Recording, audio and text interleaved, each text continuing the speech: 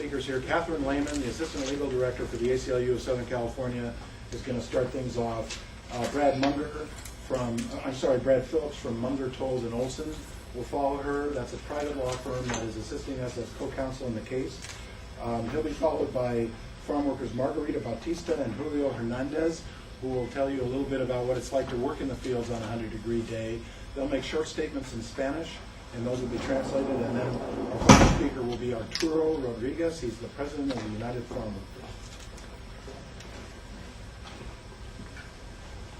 Good morning. I'm Catherine Lehman, C-A-T-H-E-R-I-N-E, last name L-H-A-M-O-N, Assistant Legal Director at the ACLU of Southern California. This morning, we and the law firm Munger, Tolles and Olson filed a lawsuit on behalf of 5 individual farm workers and the United Farm Workers Union against the state of California and California's Division of Occupational Safety and Health, CalOSHA, for their failure to protect farm workers from heat illness and death.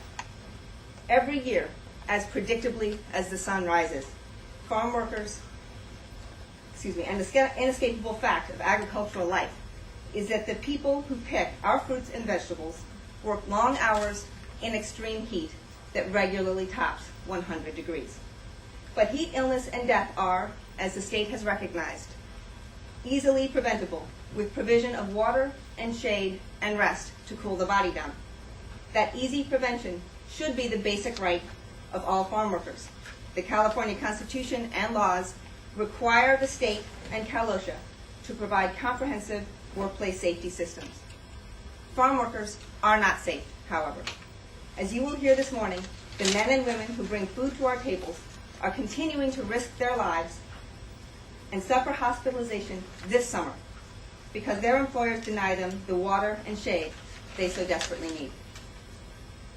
For an example from this week alone, Jose Rosario Valencia worked moving irrigation pipes in an onion field in Lancaster on July 17th on a day that reached 108 degrees. His employer, Gene Wheeler Farms, provided water at a distance many minutes away from his crew and provided his crew no training at all in heat illness prevention. By 9 a.m., Mr. Valencia felt nauseated and started to see black spots. His foreman told him to rest by his truck. Mr. Valencia had to ask to be transported to a doctor. He was admitted to the hospital with severe dehydration and not released from the hospital for 4 days. His doctor told him that if medical attention had been delayed further, he could have died. Mr. Valencia is not here today because he is at home recuperating from his heat illness after having just been released from the hospital late Monday night. Mr. Valencia is lucky to have returned home. California's farm workers are literally dying because our state has structured a system that ensures that workers will be dramatically unsafe. The heat illness prevention regulation is rife with loopholes and does not even provide employers guidance about how close water or shade should be. Worse, that deficient regulation requires exclusive enforcement through CalOSHA, even though CalOSHA is so severely understaffed that it cannot do the job. CalOSHA has 187 safety and health compliance inspectors for 17 million workers, 650,000 of whom are farm workers. With those odds, employers flout the law because they know they can. Last summer, when 17-year-old farm worker Maria Isabel Vasquez Jimenez died from heat in the fields, the governor promised workers, quote, "Every employer or labor contractor in every corner of the state of California will face the same scrutiny. Obey the law or be shut down." And CalOSHA has increased enforcement efforts this summer and has shut down 10 non-compliant employers. But even that enforcement increase is starkly insufficient to the task, given that some 35,000 farms operate in California. All too many of the other 34,490 agricultural employers bank on continuing anonymity so they can mock California's constitutional and statutory promise and the governor's promise to keep farm workers safe. In addition, CalOSHA's chief has stated that his team is, quote, maxed out and cannot maintain that level of enforcement. California's farm workers need more than a maxed out team that tilts at the margins of the industry. They need the law they experience in the fields to match the promises in the law books, so California farm workers can reasonably expect every day when they go to work that they will come home alive at the end of the day. We very much hope that this lawsuit will finally prod the state to do what is necessary to satisfy its obligations to the men and women who risk extreme heat as a daily part of their work. Thank you. Good morning. My name is Brad Phillips. I'm an attorney with the law firm Munger, Tolles & Olson here in Los Angeles. Thank you for being here. We hoped that we would not have to be here, and we should not have to be here. The California Constitution requires that the state make full provision for securing safety in places of employment, and that duty is binding upon all the departments of state government, including the Division of Occupational Health and Safety and the governor of the state of California.